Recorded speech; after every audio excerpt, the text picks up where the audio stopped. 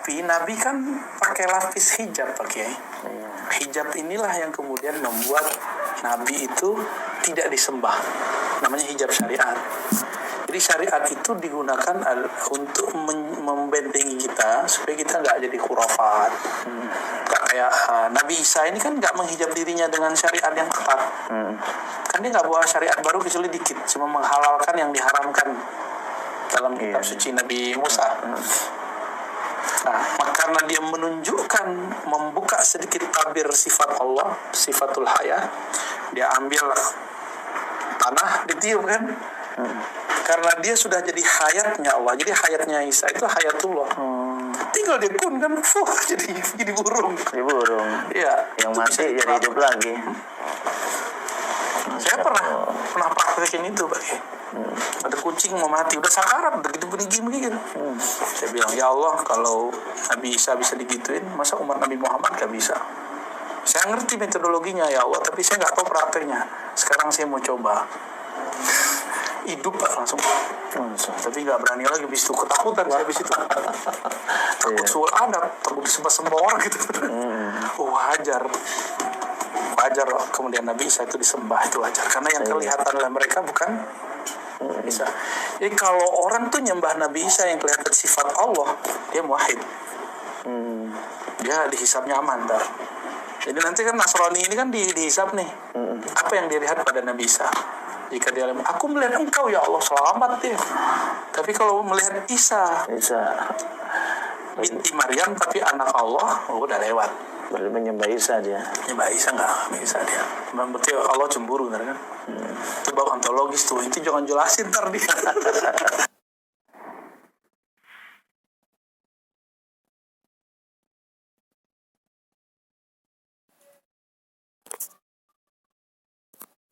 Jauh dari bimbing ulama dalam mempelajari, memahami ajaran agama. Generasi muda jauh dibimbing ulama dalam pelajari agama, bahaya sekali. Maka timbullah kesimpulan-kesimpulan seperti tadi itu. Saya mengatakan pemanya di akhir zaman orang mulai menikahi 50 wanita. Nah, ada pula yang mengatakan bahwa hakikatnya orang Nasrani itu akan masuk surga juga dia. Hakikatnya karena dia ingin menyembah Allah, karena pada Isa terdapat sifat-sifat tuh Tuhan menghidupkan orang mati. Otodidak, mencerna dengan otak sendiri. Ya, sumber kesesatan. Tidak belajar dewa bimbingan mempelajari agama dengan cara otodidak, ya, atau belajar agama bukan kepada ahlinya adalah penyebab utama lahirnya berbagai kesesatan dalam menghayati dan mengamalkan ajaran agama. Yang salah bukan agama, akan tetapi cara dan jalan yang ditempuh dalam memahaminya. Oleh sebab itu Allah perintahkan agar kita bertanya kepada ahlinya. Fas'alu ahla dzikri in kuntum. Maka bertanya kepada orang yang mempunyai ilmu jika kamu tidak tahu. Jangan ilmu agama, ilmu dunia sekalipun jika dipelajari melalui ahlinya akan membawa kepada jika tidak dipelajari melalui ahlinya akan membawa kepada kebinasaan. Belajar ilmu kesehatan kepada dukun, kacau. Ketika mau belajar masalah di operasi semacam, antum pakai pisau dapur.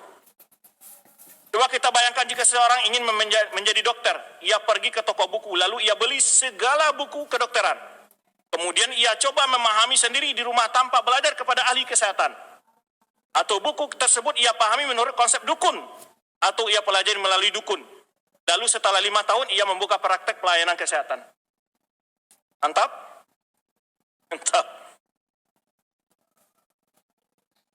Dia beli buku kesehatan karena bisa dibaca oleh dia, ya, selama 4 tahun ditekuni oleh dia, ya, sehingga ketika dia menyimpuli orang-orang gendut, hanya jadi dokter musim haji di sana kan, badan orang.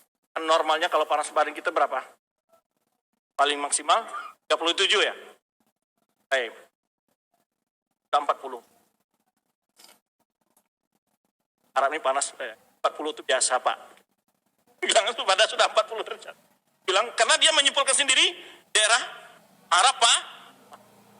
Mana menurut antum? Dia punya hujah juga itu. Atau datang orang Arab yang gede-gede badannya kan. Satu ini harus 3 ini katanya sekalian. Karena badannya gede gitu kan, nggak cukup. Katanya ini diminum 3 biji sekaligus. Gimana kira-kira antum? Dia Dia nafsirkan sendiri. Kira-kira gimana? Hah? Jadi hanya setiap ilmu itu pelajari kepada ahlinya. Ya kan? Bukan cukup dengan membaca semata tanpa dari kepada ahlinya. Karena setiap ilmu itu pada kaidah-kaidahnya.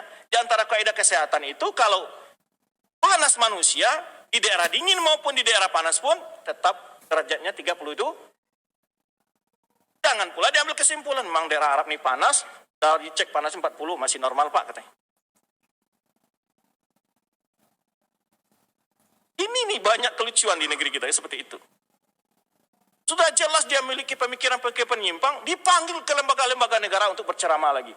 Isinya ngawur semua.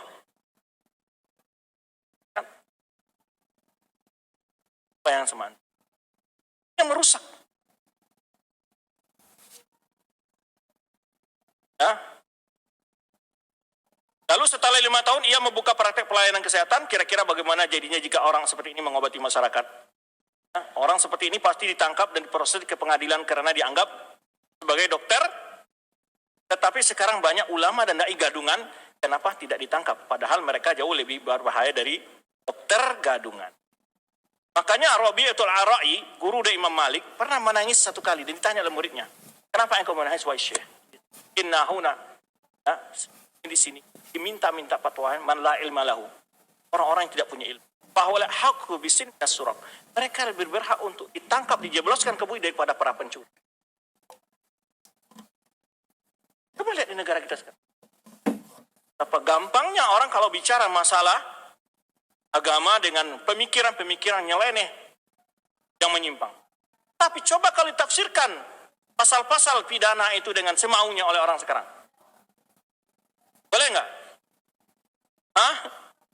Pasal-pasal pidana itu, ya, ataupun undang-undang dasar itu ditafsirkan semaunya oleh orang. Jangankan Al-Quran dan Sunnah.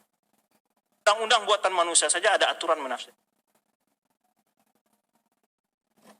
Ya, kemarin ia sebagai bintang film, pelawak, model, penyanyi, bekas tahanan kejahatan, tiba-tiba hari ini menjadi dai dan berfatwa lagi yang seenaknya. Bahkan ada yang mantan pemakan manusia jadi dai. Tokoh politik pun ikut berbicara masalah agama dan mengacak-acak ajaran agama, apalagi kalau sudah masuk kampanye. Dan lebih sadis lagi belajar Islam kepada orang kafir. Belajar Islam orang kafir. Pulang ke Indonesia menafsirkan agama dengan menurut konsep-konsep pemahaman orang-orang mereka yang sudah nyata sesat dalam memahami Taurat dan Injil, kok malah sekarang Al-Quran dipelajari melalui mereka, sekali terasa aneh tapi ini nyata. Nabi SAW berkata dari Abdullah dan Amr bin As, aku mendengar Rasulullah SAW bersabda, sesungguhnya Allah tidak mencabut ilmu dengan mencabut dari dada manusia. Innallaha la yantazi' ilmu intiza'an. Tapi Allah mencabut ilmu ini dengan meninggalnya para ulama.